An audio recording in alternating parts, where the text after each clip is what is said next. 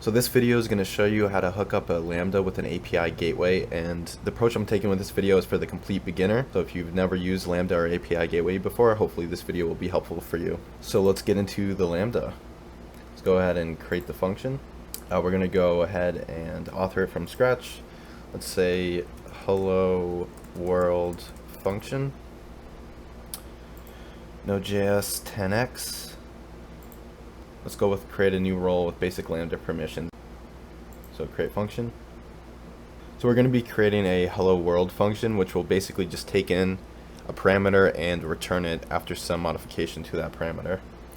Okay, cool. So we just created the Lambda. So we're going to come down here. So right now it just displays hello from Lambda and displays the response. So if we go in, we can click test, and we need to create a test event. So we can just say hello world test. Go ahead and create that, and then if we click test again, it'll actually run it. So as you can see, this is what's returned from the Lambda: status code 200 and hello from Lambda, which we saw in the body right here, hello from Lambda. And it also gives you some other details, like, you know, how long it ran for, how long you were built for, and all that good stuff.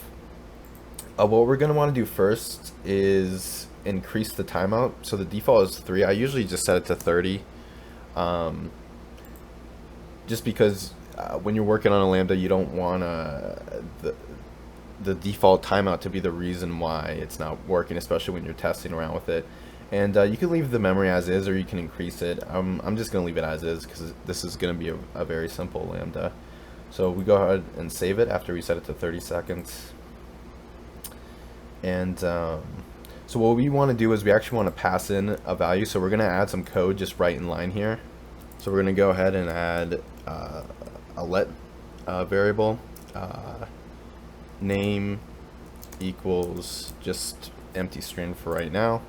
So the values you send as a query string parameter into the Lambda from the API gateway will be on the event object. So we'll go ahead and check to make sure the event object is there, or if it's set, if event, and event.query string parameters and event.query string parameters dot name. So this is just making sure that the name is set. So we'll set name equals event dot query string parameters dot name. So instead of the body being hello from Lambda, what we're going to do is we're just going to return the name. And then also this is optional for this test, but you're probably going to want to use it if you end up using APIs in your own web application. And it's setting these headers here, and essentially these are just used to avoid a bunch of errors when using the API gateway in Lambda. So we can go ahead and save it, and if we run a test, it's not going to return anything in the body, as we can see, but we got the new headers there. Since we didn't send in a value of the name, we're going to pass that value in on the API gateway that we set up in a minute.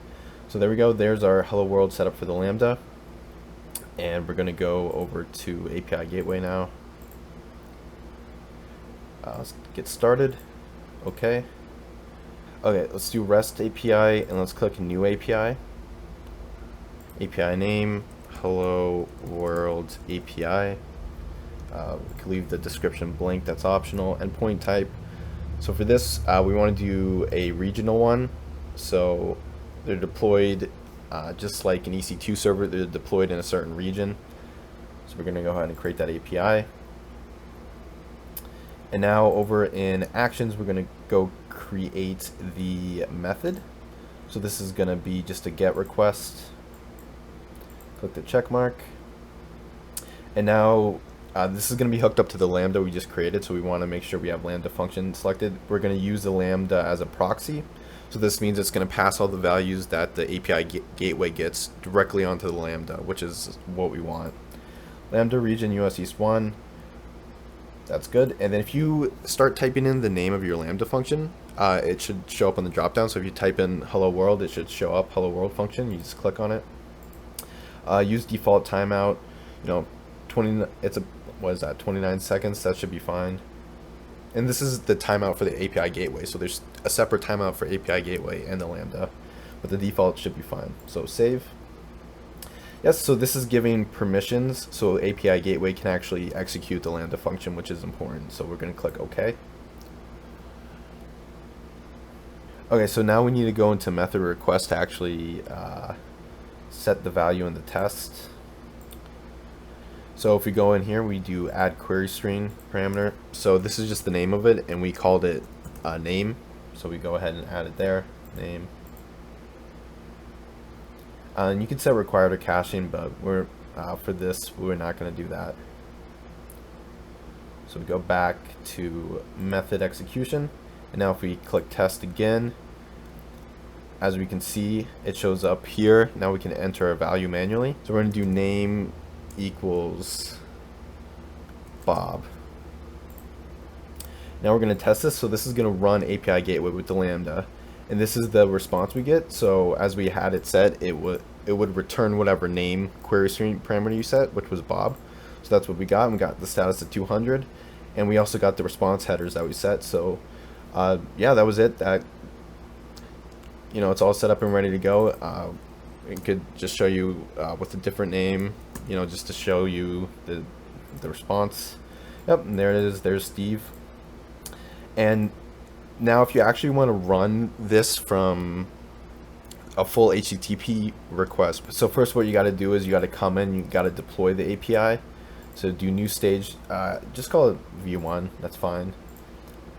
So go ahead and deploy it, and then if you come down here, you can just invoke the API, and there's nothing here because we need the query string parameter. So you add a question mark, name equals Bob, and then here we go. Our API is returning Bob. So this is publicly available right now, and you can implement this into your API. There are other things you can do, so it's not this crazy long domain name. You could actually use custom domain names, but that's a whole other video entirely, basically. But yeah, so this is live and ready to go right now. Yeah, I mean, it's super simple, but hopefully this got you started. And if you like this video, be sure to give it a thumbs up and subscribe for more content like this. Thank you for watching. Bye.